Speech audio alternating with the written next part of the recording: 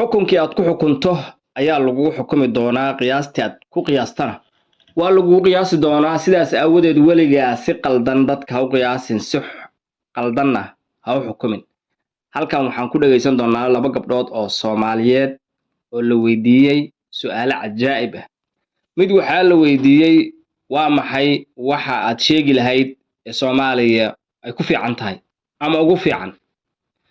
laba shay bay ku jawaabtay labada shay mid waxay tiri waa idin soo wadaa gabarna waxay ka hadashay awoodda gabdhaha Soomaaliyeed ay leeyihiin ayadana isla fiirin doonaa intaanan u gudbin fiidiyoyaasha iyo waxaan ka hayo iyo aragtideedaba horta sanad wanaagsan baan leeyahay sanadka 2025 oo noo curtay maanta sidoo sanadka waxa laga fiirshaa afar shay baa laga fiirshaa sanadka afarta shay waxay tahay maxaa ku qabsoomay sanadkii la soo dhaafay maxaa ka qasaaray sanadkii la soo dhaafay maxaa rajaynaysaa inaad samaysid sanadka la soo dhaafay sanadka soo socda maxaa ka cabsanayna ka halaabaan sanadka soo socda waa afarta shay weey waa afar shay oo labana ka horeyso labana ka dambayso maxaa sanadka la soo dhaafay ka halaabay iyo maxaa ku qabsoomay sidaas kale maxaad ka baqaysaa inay sanadkan hadda bilowday ka halaabaan sidaas oo kalena maxaad rajaynaysaa inay ku qabsoomaan waa afartaas baa maanta kale la isweydiiyaa marka video baan ka soo duubi doonaa aniga sanadkii la soo dhaafay wixii iga halaabay iyo wixii ii qabsoomay sanadkanna waxa aan rajaynay inay qabsoomaan iyo waxaan ka cabsi qabo inay iga halaabaan inta video dhan baa ka soo diyaarinaya oo idin soo dhigi doona halkan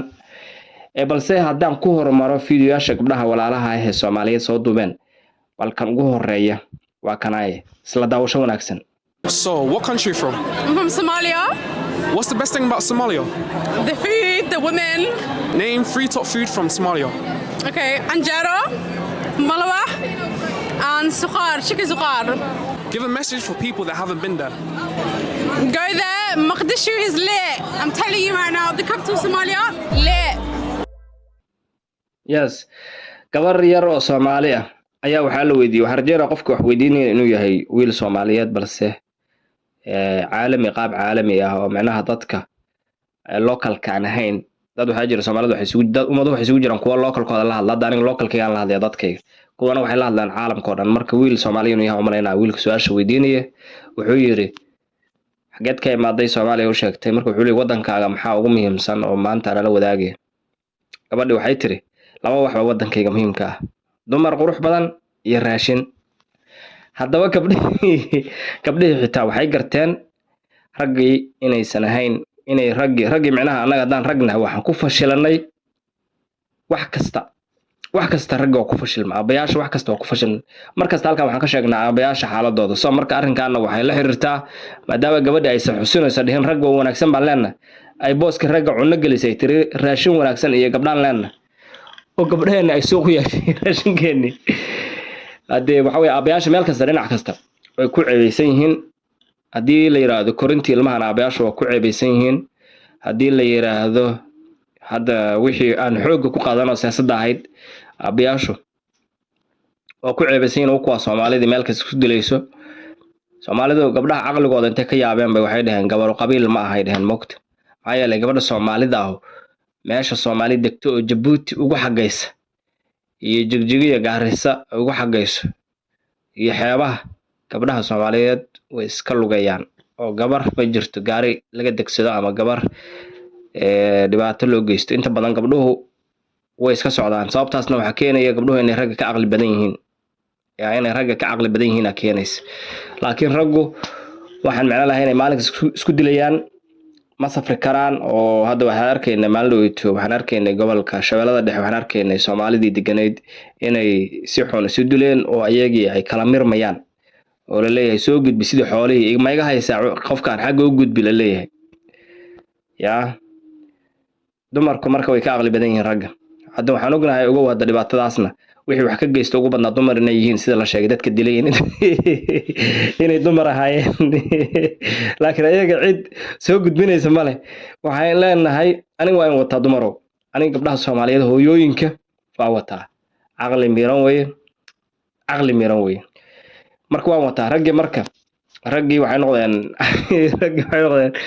raggii dad nooc kale ay noqdeen anigu dumarka waa wataa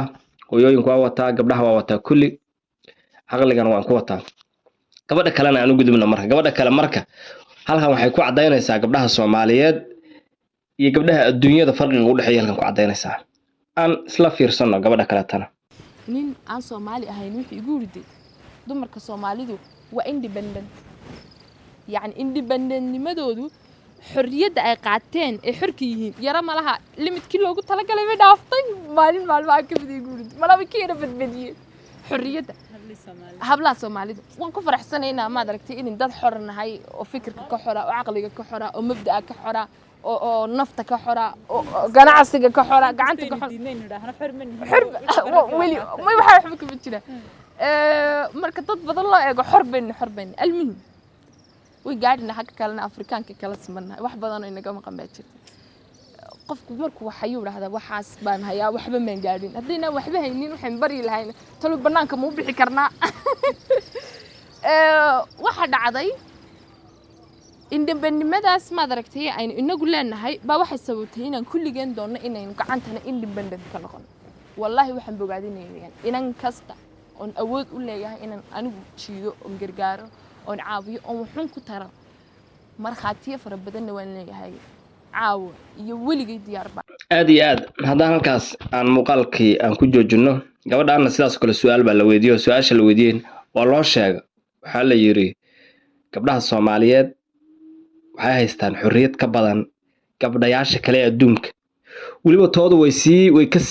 sii horumarsantaa leedahay xorriyad waxaa haystaan aad u badan runtii waa run marka si loo fiirsho gabdhaha Soomaaliyeed xorriyad bay haystaan markii loo fiirsho dadyowga aan isku category-ga ku jirno dadyowga aan isku mid ka nahay markii la fiirsho dhinaca dhaqanka dhinaca aqoonta markii la fiirsho Soomaalidu gabdhaheedu xorriyad bay haystaan maxaa yeelay kaligood baa safra kaligood baa meesha rabaan aada kaligood baa ganacsi samaysta kaligood baa noloshooda dhista kaligood baa hawlahooda wata soo wax garatay ma macnaha gabdhaha Soomaaliyeed markii loo fiirsho dad tusaale wadamada bariga dhaxo kale gabdhahoodu xorriyad ma haystaan guriyaha kama tagi karaan laakiin gabdhaha Soomaaliyeed ayadaaba guri dhisata ilaa dadka ku casuunta Afrikadana sidoo kale gabdhaha Afrikaanka oo guriyahooda joogan kama tagaan heerahooda laakiin gabadha Soomaaliyeed waa sida ninka kale way iska socotaa kaligeed baa socota kaligeed baa rabta inay reer dhisato guri dhisato ilmo dhasho wax korsato kaligeed marka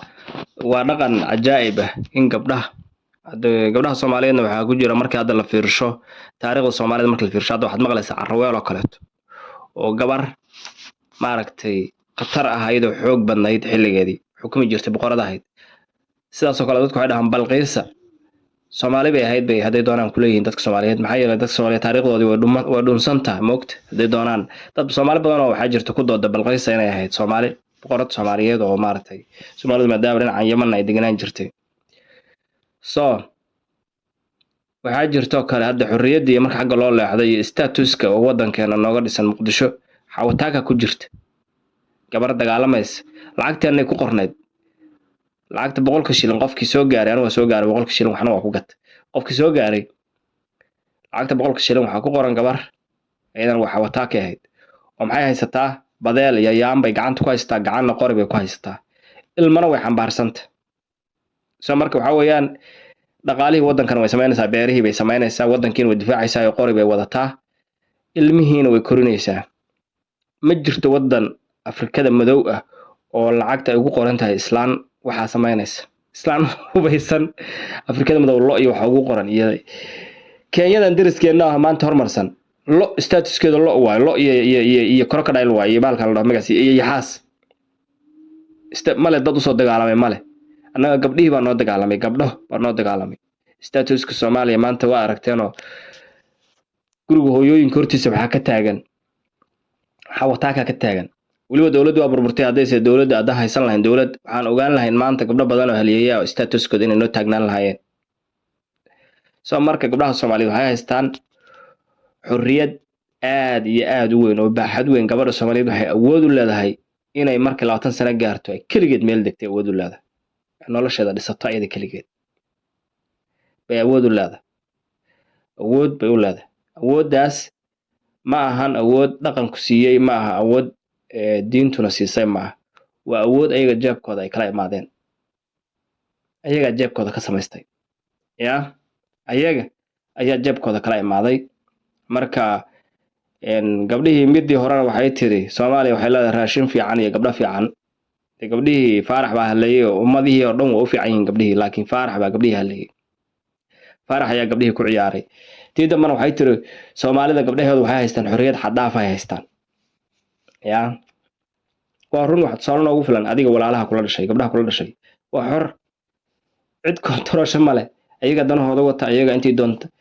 ayaga maaragtay say doonaan u noolaada. gabdhaha Soomaaliyeed ayaga xor ah, waan ka aqli badan yihiin ragga sidii hadda aan u sheegayba. oo Soomaaliya meesha ugu dambeysay iyo meesha ugu shisheysay isku si way maaragtay ugu lugayaan gabdhuhu. gabdhaha lama kontrolo, xageed ka imaada lama dhaho, waxaasoo dhan iyadoo raggii intaas isleeyihin xageed ka imaaday, maxaad ahayd kan la isleeyahay. marka waxaan leeyahay gabdhow waxaan leeyahay noolaada horumara, hooyooyinku horumara.